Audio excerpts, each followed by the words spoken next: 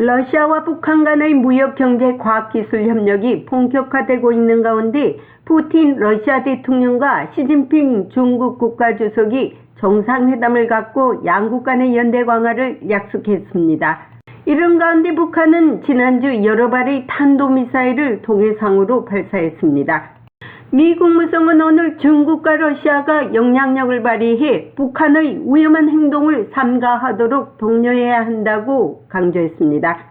매튜 밀러 국무성 대변인은 20일 브리핑에서 블라디미르 푸틴 러시아 대통령과 시진핑 중국 국가주석이 지난주 정상회담에서 북한을 옹호한 데 이어 하루 만에 북한이 탄도미사일 여러 발을 발사한 것과 관련해 북중러 3국 협력이 더 심할 것으로 보느냐는 본 기자의 질문에 러시아와 북한의 협력에 대해 우리는 분명한 입장을 밝혀왔다면서 이는 한반도의 평화와 안정을 유지하는 데 관심이 있는 사람이면 누구나 대단히 우려해야 할 사안이며 여기엔 중국도 포함된다고 말했습니다.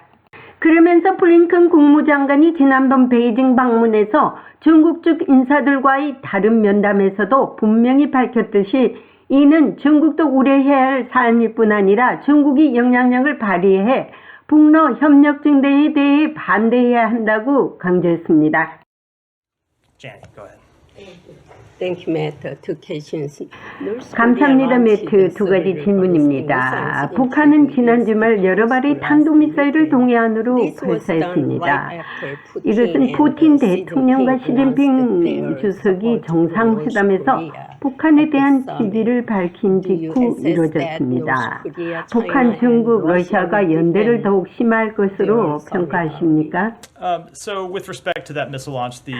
미사일 발사와 관련하여 미 국방부는 이번 주말에 성명을 발표했습니다. 이에 대해 말씀드리고 싶지만 그러나 러시아와 북한의 협력에 관해서 말하면 이는 한반도의 평화와 안정을 유지하는 데 관심이 있는 사람이라면 누구나 큰 관심을 가져야 할 주제라는 점을 분명히 했습니다. 여기에는 중국도 포함되어야 합니다.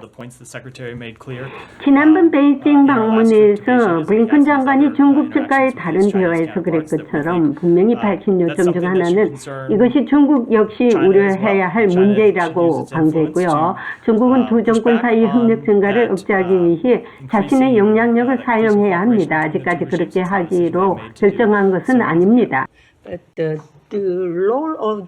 그런데 유엔 안전보장이사회의 역할이 약화되고 있는 데 대해 북한의 계속되는 위반 행위를 어떻게 제재할 수 있겠습니까?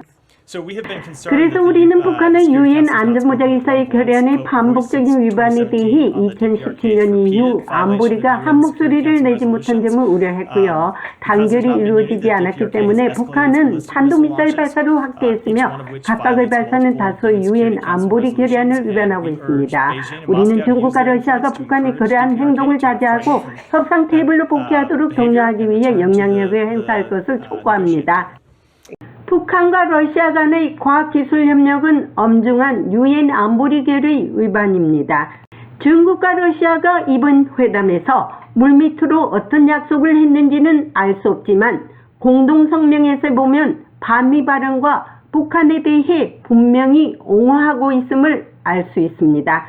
북중러의 연대는 한반도의 위협을 더욱 가중시키고 있기 때문에 더욱 우려할 수밖에 없습니다.